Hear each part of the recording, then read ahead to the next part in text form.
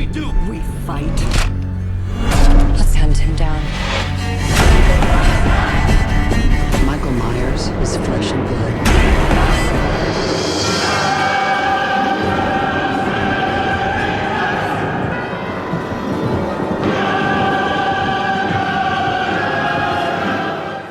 It's that time again. It's Halloween Kills. Once again directed by David Gordon Green and stars Jamie Lee Curtis as Laurie Strode.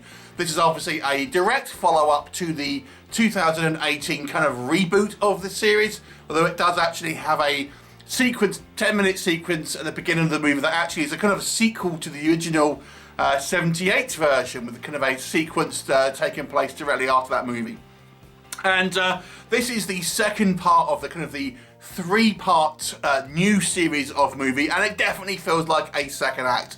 And essentially we learn that Michael survives the fire that happened at the end of the 2018 version and essentially kind of goes on a rampage. And that's kind of the movie, to be honest.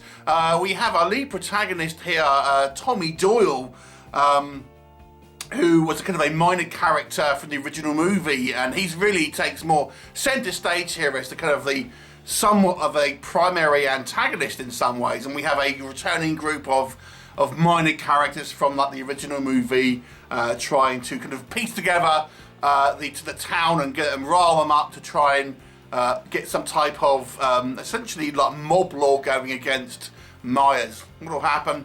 Well, you'll have to watch the movie to find out. So let's first of all talk about what I think worked in this movie. I will have to say, and I kind of have to say, address this whenever I talk about a slasher movie, I'm not really a slasher fan. So I'm coming at this from a horror fan, certainly. And I don't mind some slashers, but I'm certainly not crazy about them. You know, none of those people and channels, for example, that dedicate themselves to Halloween movies.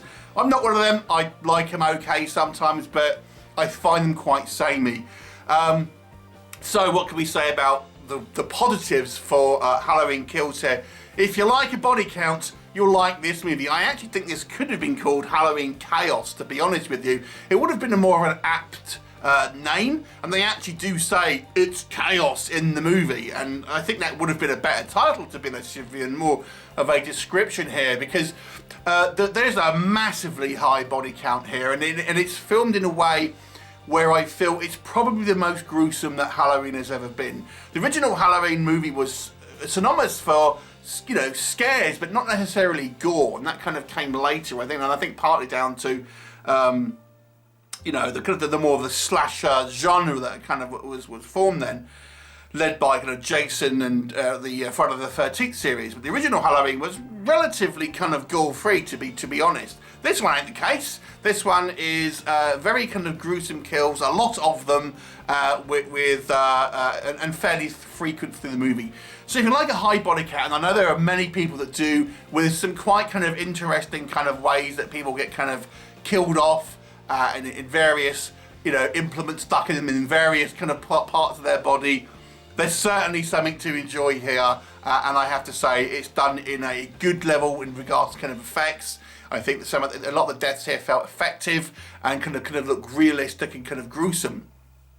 So that was all quite good. And I should probably expect with you know, a cast like this, the acting is very good. I enjoyed everyone's roles here. I thought they were well done, and I like the way that, you know, we have characters who are deemed bit more of an asshole in the kind of like the 2018 version, are a bit more kind of likeable in this version, sort of showing you kind of characters can be multifaceted.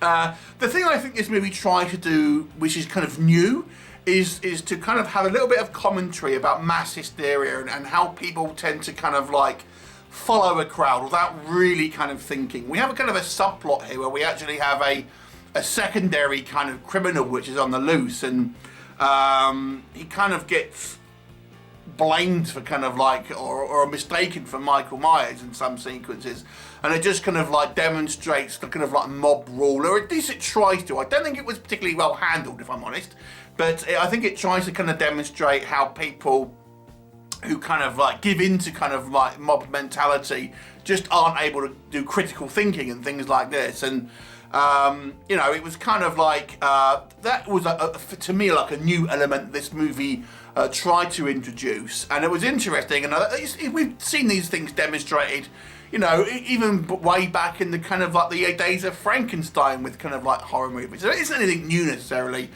but it was, you know, fairly new to the kind of the franchise. I really enjoyed the kind of the 10-minute sequence at the beginning of the movie that takes place in 70. I thought that was very well handled and really kind of captured, I think, the kind of the feel of the 70s and the 78 kind of movies specifically. I thought that was very well done, and we even get a cameo from kind of from Donald Pleasance there.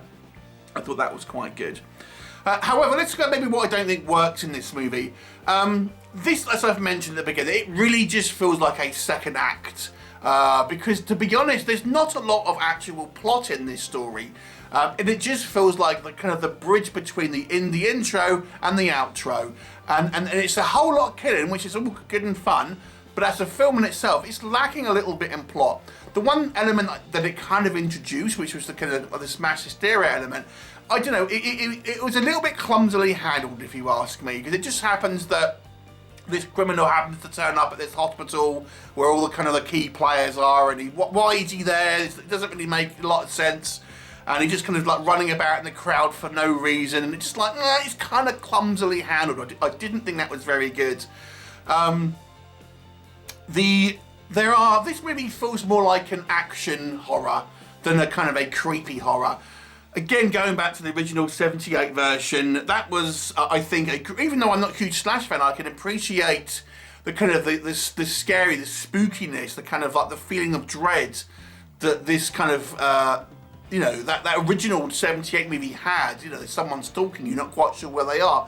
To me, that was a little bit missing from this movie. And it even was, I would say, even the 2018 version had a degree of this. I would say this one's largely absent in favour of more kind of action kills. It almost feels more like a Purge movie in a way, I have to say. I mean, the action sequences are filmed well, although I do have a problem with that as well, which we'll come on to. Yeah, it kind of feels more like an action horror, to be honest. So let's talk about the action sequences. There's a couple of sequences in this movie where Michael fights against multiple opponents at once. And it happens twice in the movie.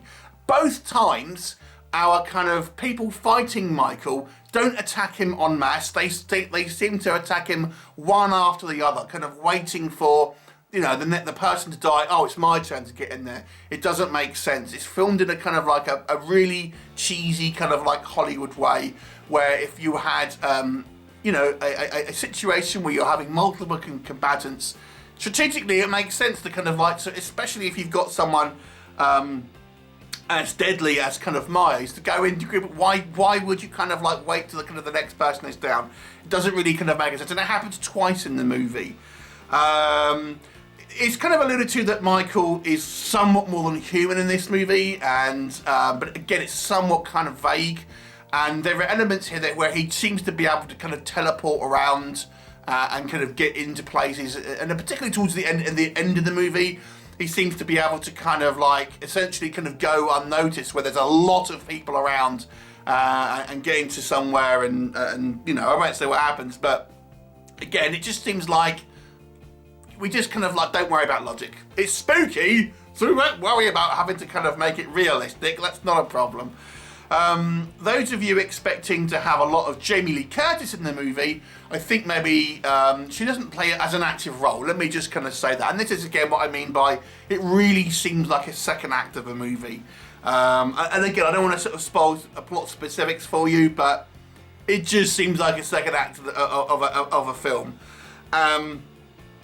So to me, it was a fun movie, I suppose. It was lots of kind of carnage on screen, which was, you know, it was interesting to see, and it kind of, it was, you know, there was, the effects were good, and I think so. The kills were interesting, although, as I've said, I think they were a little poorly staged, particularly when there's like multiple people. And I would say it's just probably about an above average movie, purely for the technical aspects, but I thought it was lacking somewhat in the kind of the story here, and I think some of the kind of the more logical issues as well.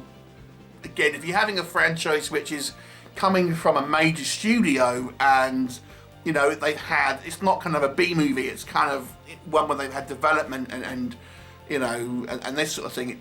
It could have been a little bit tighter, if you ask me.